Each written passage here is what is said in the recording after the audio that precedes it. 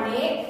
Saya Enika Pentaloka Barus. Saya Grecia Anggreni Pandia. Saya Amin Kulele. Saya Eka Suranta Tarigan. Saya Desprado Suranat Subiri Kemarin. Saya William Tepung. Dan saya Nelson Markov. Shalom, salam sejahtera. Assalamualaikum warahmatullahi wabarakatuh. Namo Buddhaya, Om Swastiastu, salam kebajikan.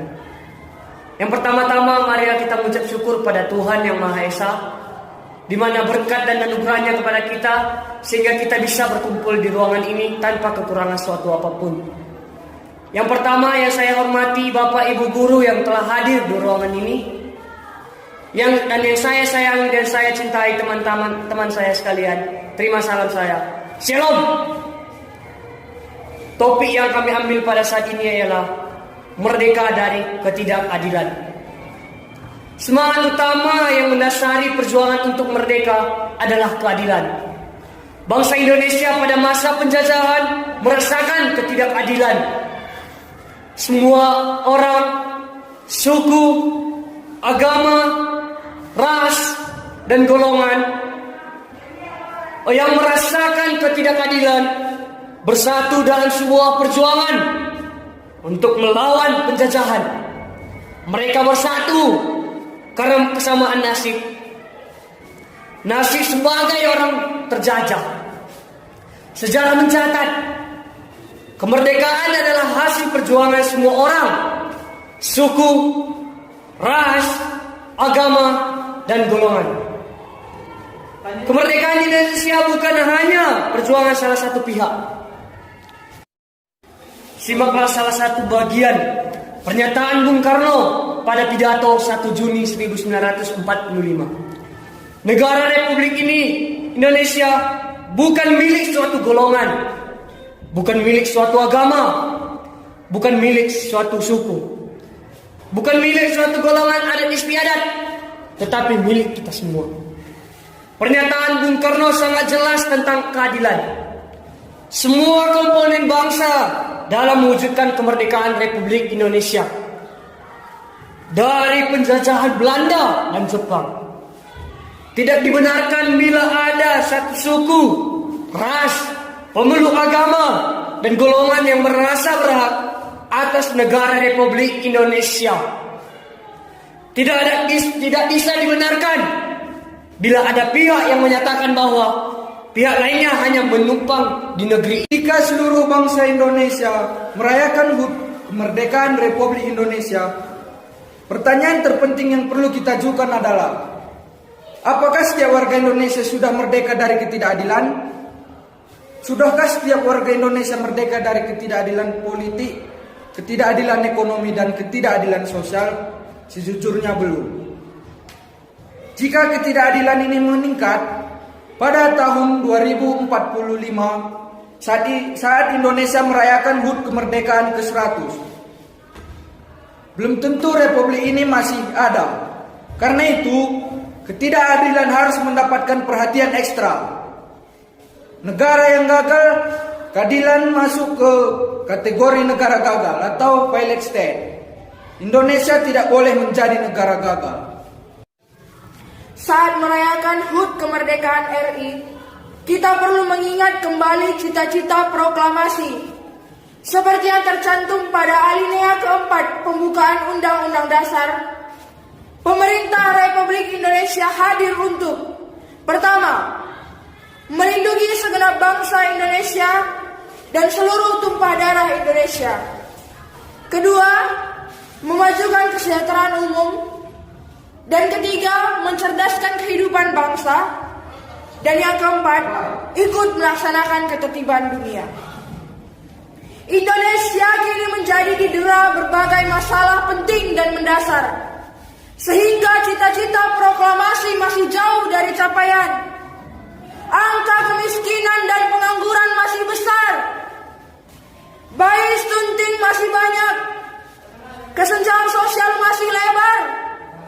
Di berbagai wilayah masih ada penduduk kekurangan nutrisi dan hidup dengan sanitasi buruk.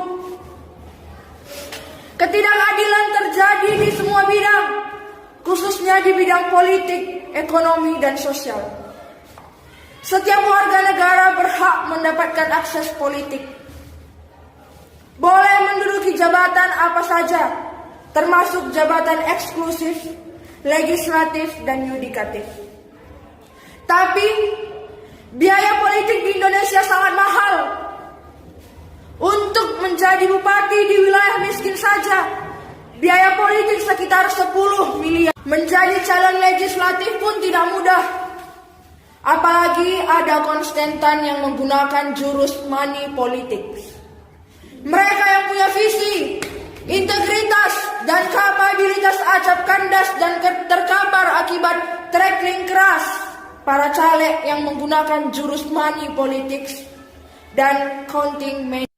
Setelah terpilih, pemimpin eksklusif dan anggota legislatif tidak mengindahkan suara rakyat. Ini adalah sebuah ketidakadilan.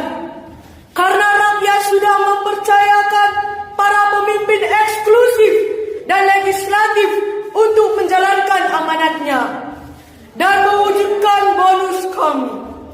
Tujuan bersama yang sudah dinyatakan para pendiri bangsa. Sebagian warga Indonesia belum beruntung. Mereka masih berkubang dalam kemiskinan, tak punya pekerjaan, hidup dengan nutrisi buruk, dan stunting alias kerdil. Pada Maret 2020, penduduk miskin absolut di Indonesia 9,78% atau 26,4 juta orang. Jika garis kemiskinan dinaikkan, jumlah penduduk miskin lebih besar lagi. Garis kemiskinan per Maret, kemiskinan ada kelompok D4 atau hampir kemiskinan. Jumlah mereka bisa 5 kali jumlah penduduk miskin absolut. Saat ini, bantuan sosial diberikan kepada 150 juta orang, lebih tinggi dari 132 juta penerimaan bantuan iuran atau PBI, BPJS Kesehatan. Angka stunting yang masih 27% merupakan hal serius. Itu artinya dari 100 bayi yang lahir terdapat 27 orang yang kerdil, kurus, kemampuan fisik, dan otak yang jauh di bawah rata-rata akibat minimum nutrisi. NTT menjadi juara stunting dengan angka mencapai 43.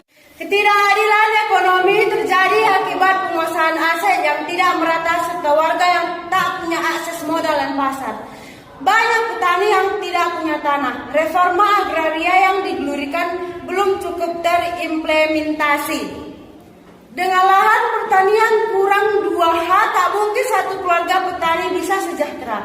Di Jawa sudah banyak buruh tani. Mayoritas petani hanya memiliki lahan kurang dari 0,3 ha atau 3 meter persegi. Rasio Gini sebagai ukuran kesenjangan pendapatan menunjukkan angka 0,381. Pemerataan bagus jika rasional Gini mendekati 0. Sebagaimana kemiskinan, tingkat kesenjangan diukur dari pengeluaran penduduk. Pada 40% penduduk terbawah, pengeluaran hanya 17,71% dan 40% di atasnya sebesar 36,93%. Pengeluaran tertinggi justru pada 20% kelompok penduduk di piramida teratas yang mencapai 45,36%. Pandemi COVID-19 meluluh lantakkan perekonomian dan menggerus pendapat masyarakat. Banyak orang yang langsung miskin setelah beberapa bulan kehilangan pekerjaan. Oleh karena itu, dana perlindungan sosial sebesar 203,9 triliun sangat penting bagi rakyat yang kehilangan daya beli. Kesenjangan sosial bisa diperkecil lewat pendidikan, kesehatan, akses finansial, dan ekonomi. Masalah kesenjangan perlu diatasi dengan serius dan sistematis karena bisa menjadi rumput kering yang mudah tersulut api radikalisme. Radikalisme baik yang berbasis ideologi agama maupun etnis dan wilayah bisa bertumbuh subur. Jika ada kesenjangan sosial, kemiskinan di wilayah padat seperti Jawa mudah dipantik menjadi kerusuhan sosial.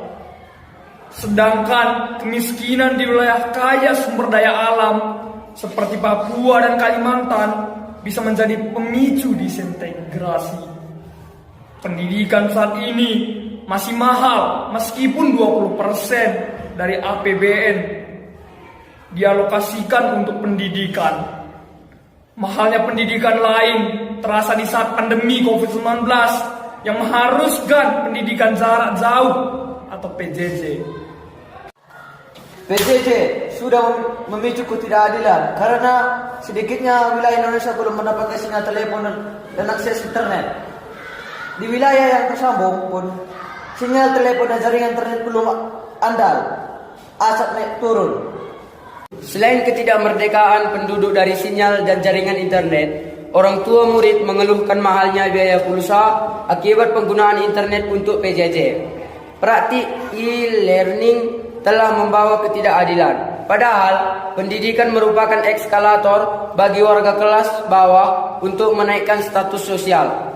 Sila kelima Pancasila jelas menyatakan bahwa keadilan sosial bagi seluruh rakyat Indonesia. Ada kata seluruh, artinya tidak boleh ada satupun warga negara Indonesia yang tidak melaksanakan keadilan sosial. Kita ingin setiap warga negara Indonesia sungguh merasa diri sudah merdeka. Merdeka dari ketakutan, merdeka dari kebodohan, merdeka dari kemiskinan, merdeka dari kegelapan akibat tidak ada listrik, merdeka dari susah sinyal telekomunikasi dan jaringan internet, merdeka dari ketertinggalan, dan merdeka dari ketidakadilan. Sekian presentasi pidato kami. Jikalau ada kata yang salah, mohon dimaklumi. Hidup sepi tanpa kekasih. Cukup sekian dan terima kasih.